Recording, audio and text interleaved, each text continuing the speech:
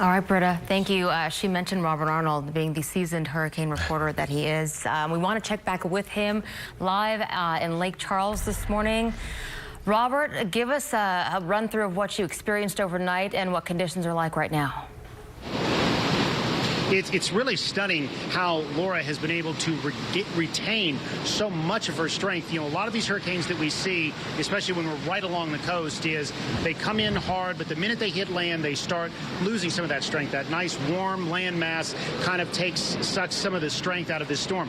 Not with Laura. I mean, it has been incredible to see just how consistently strong the winds have been throughout this hurricane. We're still seeing this here. I mean, we started getting really, really strong winds coming in around 11:30. Midnight, and here we are. We're still experiencing incredibly intense winds. That's why we've seen debris start being thrown just about everywhere around here. It's also a very strange situation because we're in this parking garage.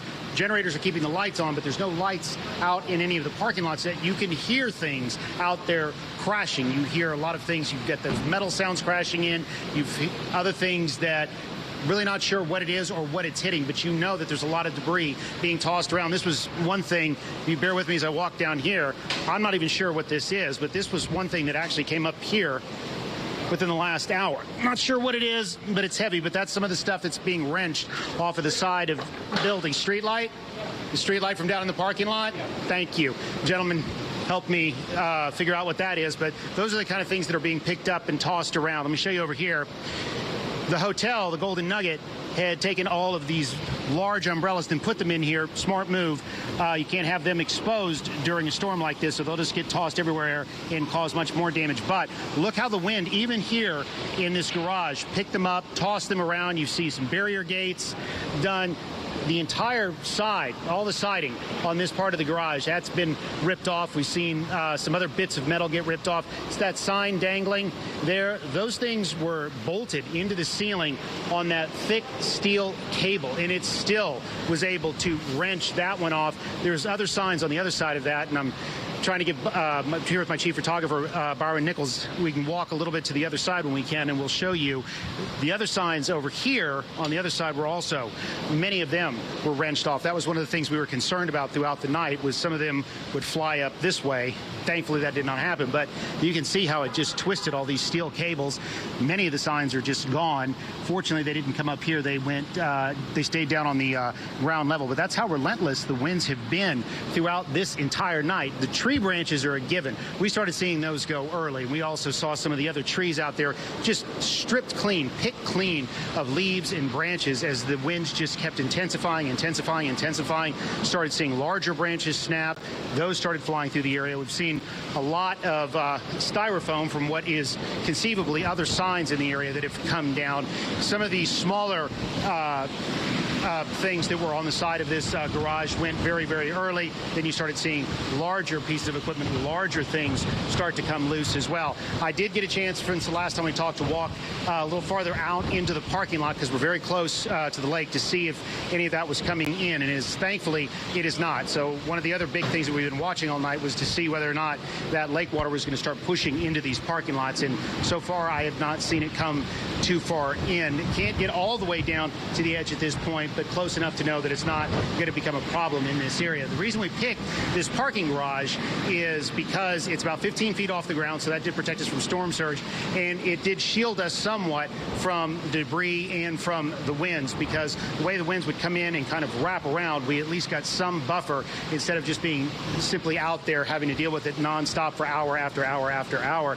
Yet you still see some of that debris did come through here. Some of the signs that direct which traffic flow, the way traffic flows through this garage, those were ripped off very early on, and since getting down into the lower levels as well as the level that we're on right now. So no sign at all of Laura really decreasing or giving us any kind of a break for quite a while, as Britta was explaining to you, but we can see it firsthand. This is an amazingly powerful hurricane that is just not letting up at all at this point.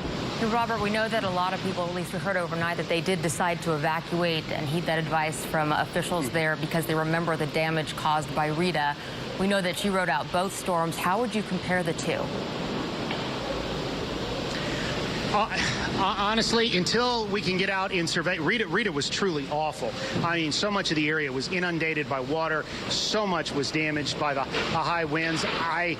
I'm sure it's going to be just as bad, but I really won't know until we can actually get out and survey the area. That's one of the frustrating parts of hurricane coverage is you always reach this point where you know that there's a lot of damage. You know that there are people in trouble. There are neighborhoods that are in trouble, but you can't really get out in it until the winds start to die down, or at least we get some daylight so we have a better idea where we're trying to navigate, because these streets, many of them, just from what we're seeing here, are going to be blocked by downed trees, probably down power lines, other pieces of debris, and that's just like a minefield when it's pitch black out there. Even with large headlights on a large truck like the one we have, you can still very easily run over something that you don't want to run over, so that's why we stay put until first light. Well, that's also the reason why the emergency crews want to issue those evacuation orders as early as possible, because they cannot get in there during this time to help anyone who may be in trouble. And it's fascinating, Robert, this southern eye wall still passing through, and you're getting very strong winds. I know it's still a couple hours till sunrise, so I know we'll just have to be patient for a little longer. Yeah, that was one thing. I had a good conversation with the sheriff for Calcasieu Parish, Tony Mancuso, yesterday afternoon before things got really crazy. And you're absolutely right. He told people the reason they wanted them to heed the mandatory evacuation orders, the reason they did not open shelters in Calcasieu Parish or in Cameron Parish, which is south of us, is they didn't want people here. And they say that the reason for that is if they get in trouble, once the winds hit 40 miles per hour sustained, they can't send their people out to help. So if somebody's here, they get in trouble, they dial 911, there's nobody that can come and help them until these winds die down enough to where it's safe for deputies, paramedics to get back out on the road. Right now, can you imagine those ambulances and some of the higher vehicles being buffeted by winds like this? It would just create more danger. No way. To your point, Robert, we are hearing from Calcasieu Parish that they are getting those calls for help from people who decided not to evacuate, and you're absolutely right. They're saying, look, we have no way to get to you. Try and stay put, stay safe, but there's so much debris in our roadways, there's no way for us to access where you are right now. And it was really sad in talking to the sheriff, because he said it breaks my heart to say that we can't get to you, because that's what we do. That's our job. It's our job to get to you when you need us. And it really breaks my heart to say that in this time. And it was interesting. He also said that he became sheriff. It was his first year in office as sheriff when Rita came through. And he said, okay, hopefully this is just a once-in-a-lifetime event. We banded together, we got through it. And he goes, and I honestly did not think I'd see something like that again. And you could really just kind of hear it in his voice. He was a little beleaguered that he knew he was going to have to go through something like Rita again. This community is going to have to go through something like Rita again, and it's going to be a very long road to recovery.